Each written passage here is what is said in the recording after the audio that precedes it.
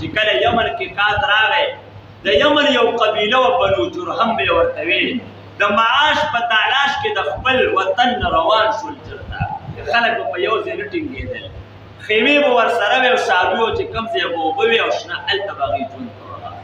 هغوی د دنیا ځای ځان نه ټاکلی نو چې دا زموږ ځای دی بس چې کوم ځای به اوبه میلاوېدې او د څاروو دپاره شنه او ګیا هلته به هغوی ژوند کوه دغه قبیله په یمن کې کات راغی هر څه وشولو دوی راووتل چې کله په دې لار باندې تېرېږي نو په تېرېدل یې د دغه زمزم په اوبو باندې وشولو او دغه ځای کې حاجره بیبي ده او بچی و اسماعیل علیه السلام ورسره هم دی هغه دې قبیلې چې وکتل دا ځای خو ډېر سرسبز و شاداب دی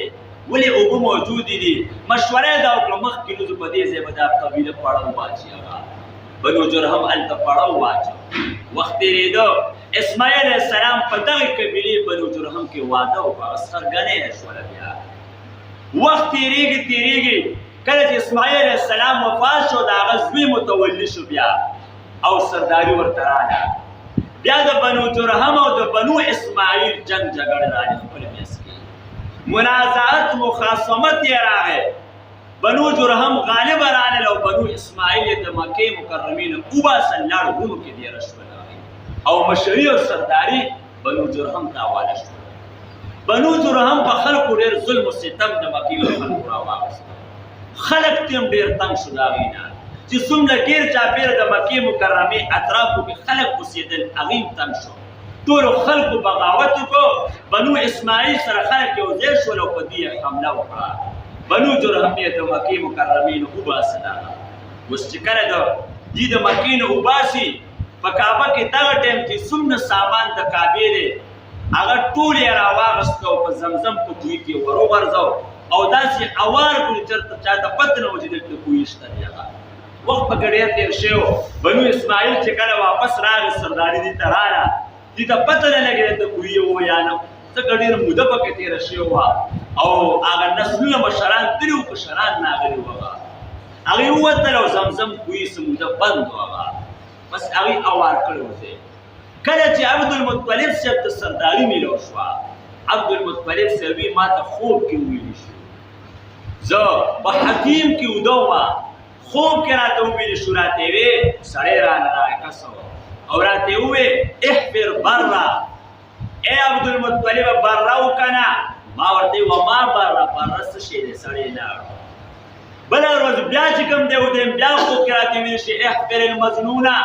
ما بیا یې ومه المظنونه بیا ماله جواب رانکړو سړی لاړ په درېیمه ورځ بیا ودیم بیا خوب کې سړی راځي راته ویلي شي احفر طیبه وکنه ما یې وما طیبه بیا ماته جواب نه څلورمه ورځ ده چې زه ودیم او بیا کس راغی راته وویلي شو احفر زمزم وکنه ما دې وما زمزم ما ته جواب کوي زمزم هغه کوهی دی چې د هغې اوبه نه ختمیږي نه اوبه کمیږي بې شماره حاجیان پرې سیرابه کېږي هغه دې ته زمزم او په خوب کې ما ته نښې وښودلې چې دغه ځای د کوهي ده نه کله چې دی پاڅېده سردارو قریش یې کېنول دغه معامله ده هغوی ورته ویې تا ځان له کار کتلې د مخالفت یې شروع کړو مه کوه دا کار بس دې یوازې ولګېده دې ته یقین و چې دا خوب دا رښتونی خوب دی هغه یو زوی و د ده حارس نوم یې و دغه زوی او عبدالمطلب صاحب کودال او تسکور راواغېستې په هغه ځای باندې لګیا شول لګیا دي هغه ځای وکړه چې 3 ورځې پس د هغې زمزم د کوهي هغه آثار هغه پواره راووتل او ډېر خوشحاله شو الله اکبر د هغې نه چې کوم دی اوبه جاري شو تالابونه دي ګیر چاپېره هغه چې کوم دی هغه جوړ کړه دغه اوس کله چې عبدالمطلب صاحب دا کودایي کوي نو هېڅوک ورله خواله نه راځي یو زوی ورسره دی سړی چې کله په سخته کې ګیر شي یو زوی نه سړی سي افسوس کوي الله کې 3 زامن مې وی نو اوس به زما ملاتړ و چېرته کار بیا راسره وباسي یو بنده خو یو خو وي الله دې خلک د دا من نظر یو مانو کنستلو په وخت کې الله کو زما تا ماره لږ زامن ناکړو یو زوی به ستا په نوم باندې ذبحه کوم لږ زامن خو دا نظر یو مانو الله تعالی ورته لږ زامن ورکړل لږ کله چې لږ زامن برابر شو ځوانان شو بیا دې په کعبه شریفه کې چې کوم دی ودرې خوب کې ورته بیا کس راغی ورته وی اے عبدالمطلب پاسه د دې کور د رب هغه نظر خو پوره که که نه اکم نظر چې تا منلو هغه پوره کنه یا عبد المطلب اوفي بنظرك لرب هذا البيت دی پوه شو زمانه خو مطالبه هغه کېږي ما چې کوم وعده الله سره کړې وه ولې منښت او نظر خو یو وعده د الله سره کړې دا بیا سر ته رسېږي ودرې رسول نقصان به تا ته رسېږي نو اگر هغه کور کې زامن ټول کې زامنو ته وي دک شان معامله ده زامنو ورته وي څه چې ته غواړې اک شان په خپل نظر پوره کاغه لږ زامن یو او د ټولو زامنو نمونه هغه چټونو باندې ولیکل او قراندازي واچو چې کم زیو پکې راغلي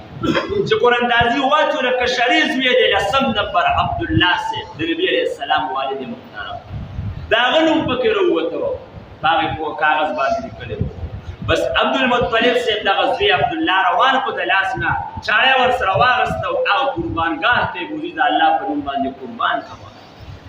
لورانو چې وکتل د عبدالله صاحب خویندې په ژړا شوې د شرۍ رور یې و ډېر ورته خو مینه یې ورسره محبت یې ورسره بل دا چې په ټولو زامنو کې د ټولو نه ښکلې هغه رور او زوی چې کوم دی عبدالله صاحب ولې د پیغمبر پلار دی د هغه په تندي او مخ کې نور نبوت ځلا کوله هغه خویندې ورته وویل چې کومې لورانې وې د عبدالله صاحب خویندې پلار ته مینتونه کې ای پلاره په دې وخت کې د یو بنده خونبها لس اوښان دي هغه وخت کې به د یو بنده بدله لس اوښانو خو چا به څوک قتل کړو وینه به وبهیوله او قصاص به یې نه اخېستل خونبها به څو لس اوښان یې بدله کول لس اوښان د ده په ځای اعلان کړه زموږ د هغو مالانو دې موږ ته ډېر ګران دی زموږ ډېر خوښ دی هغه وایي داسې خو نه شم کولی دا خو د الله له طرف نه حکم دی یو کاغذ باندې لس اوښان ولیکل بل طرف ته عبدالله صاحب نوم چې ګوره اندازې وشوه بیا چې کوم دی د عبدالله صاحب نوم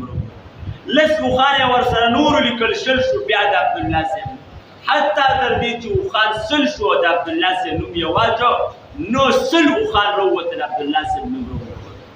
خویندې یې خوشحاله شوې خاندان د خوشحالۍ نه چغې کړې چې عبدالله صاحب بشرا سل اوښان د صفا مروه په منځ کې عبدالمطلب صاحب د عبدالله صاحب په بدله کې نحر کړل د الله په نوم باندې ځکه د الله رسول ته ابن الذبیحین ورته ویلی شي د دوو ذبحه کوونکو بچی دی دا یو اسماعیل علیه السلام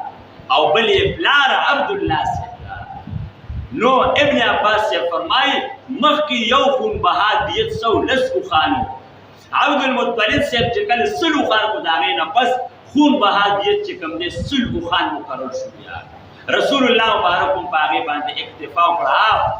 څوک چې کوم دی دیت ورکړي یا به سل اوښان ورکړي دا سل اوښان ابتدا چې کوم دی د هغه وخت نه دا جاري شوله نو محترم